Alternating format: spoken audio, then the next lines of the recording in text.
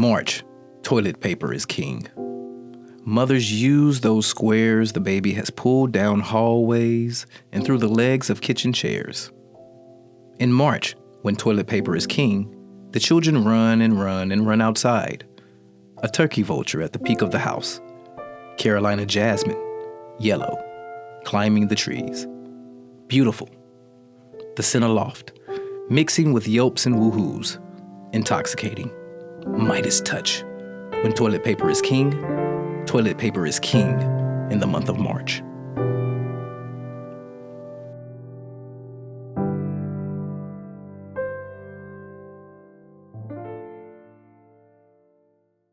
With the COVID-19, when I first got sick, it was back in the ending of December going into January. And I was sick for like 2.5 weeks. It started with sneezing. From sneezing, I had a cough. Then from a cough, I had a fever. And then I had hot and cold chills, a headache, was throwing up. I couldn't get any sleep. It made me very tired, didn't want to get out of bed. I thought it was just a flu. I'm going to work, and as the hours go on, I'm starting to feel a little bit weaker and weaker as the hour goes. So, eventually I had to call and leave work early. So I went home after I left, and I just laid. I thought it was like a flu or just a cold. Decided I'd take some medicine myself and doctor myself up, and it didn't work. So I said, let me go to the doctor and see if it's the flu or something worse. So I go and get tested. They wanted to test me because of the symptoms of flu. They told me I was positive with COVID, and as soon as I got that news, I just didn't know what to think because so many people was dying from COVID. I was at work, and apparently, that's where we think I got it from. Myself and my boss actually contracted it. I was actually what they call asymptomatic. When you say asymptomatic, that basically means at the time you were diagnosed, you really weren't showing any symptoms of COVID. Right. At the time that I actually tested, I didn't have the loss of smell or the loss of taste of anything like that.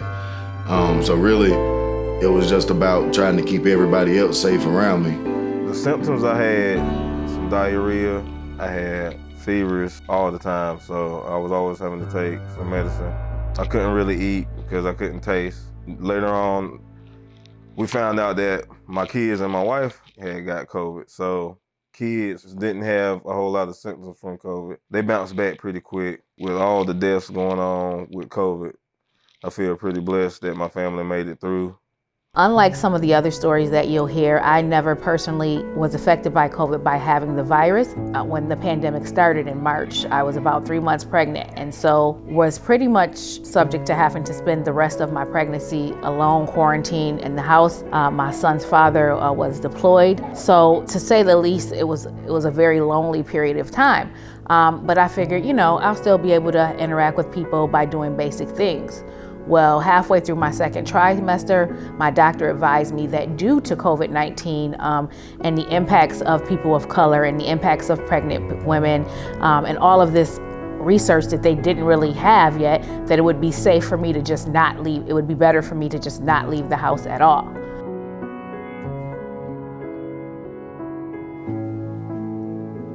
To the blue-tailed skink of the attic stair, do you expect an apology?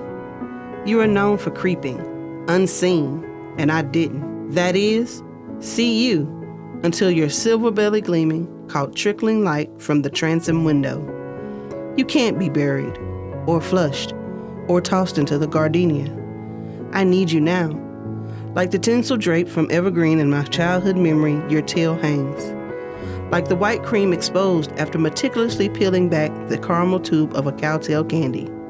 Like the opaque, yet translucent mug from Grandma's cabinets when I served more milk than coffee. I think we have always been, here and back then. I won't apologize for needing you now.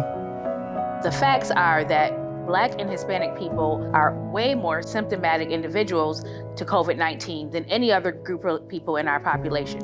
African Americans and Latinos are more likely to be in situations that allow them to contract COVID-19 than any other group of people.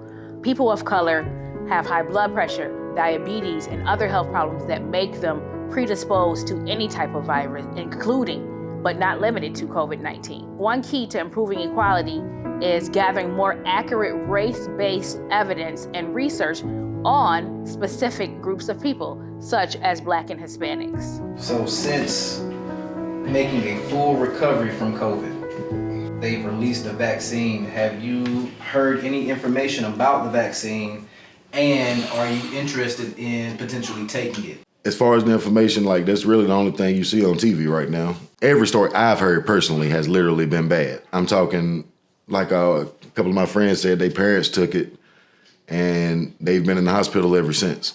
You know what I mean? So I don't know if I'm willing to take that kind of risk. COVID-19 does not discriminate whether you're Black or white. As far as Blacks being impacted, I just feel that a lot of Black people are scared. They're unaware, and they don't know who to turn to. They don't know if they want to take the shot.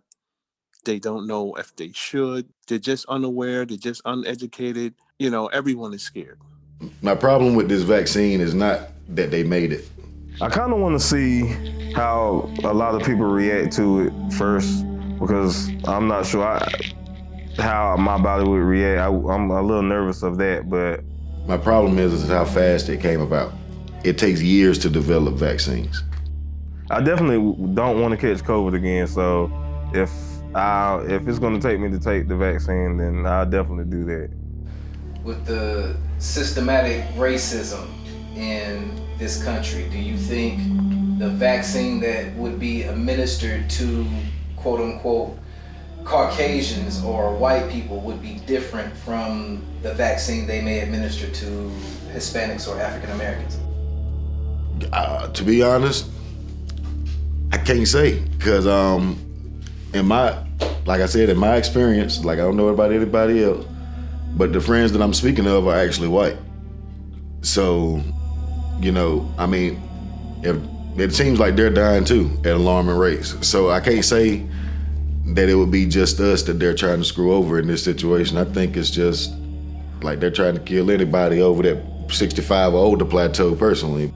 With the way that things are going on in the world, like, you really got to be aware of that stuff. I'm trying not to be ignorant in the fact, you know, the vaccine is there to save lives, but at the same time, I just can't not think that, you know, with the way that things are going on, especially with African American people and Hispanic people, that it is some type of conspiracy going on with it. So I'm just taking my time with the vaccine, and, you know, eventually I'm sure I will. If you are a 65-year-old woman who eats fried foods and have high cholesterol and high blood pressure, and you are a Black woman and you contact COVID-19, the facts are that you are probably less likely to do well in getting better or get better slowly. I feel that we should wear the mask. Wear your mask whenever you're out in public. People, I understand that we're tired of wearing masks.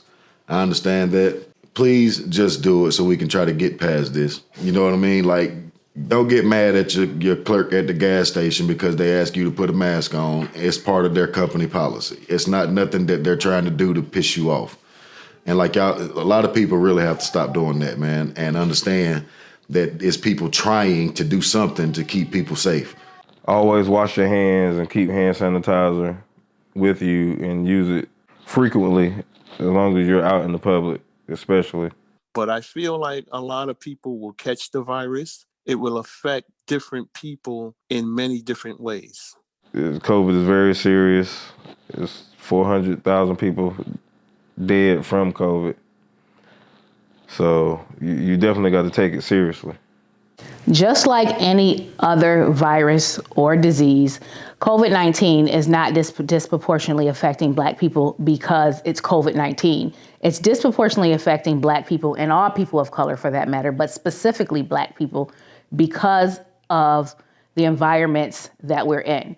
If you have low access to healthcare, if you have low access to resources, if you live in housing that is overpopulated in a small circumference of area, for example, if you live in the projects or a trailer park, all of these things make you pre-exposed and more likely to contact the virus and die from the virus simply because of your living conditions. If we fix other problems, we could fix the effects of COVID-19 in the Black community.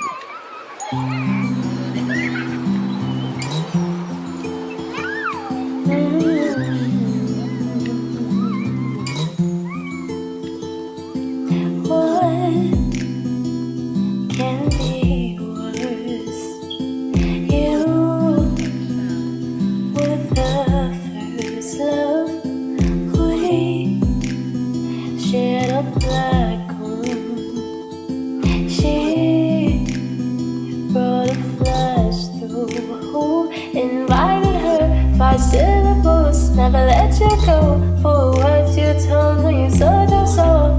3D spelling out the LIE. 2 for the future we both dream. 1 for the day when you slipped away. And I was wishing for better days, better days.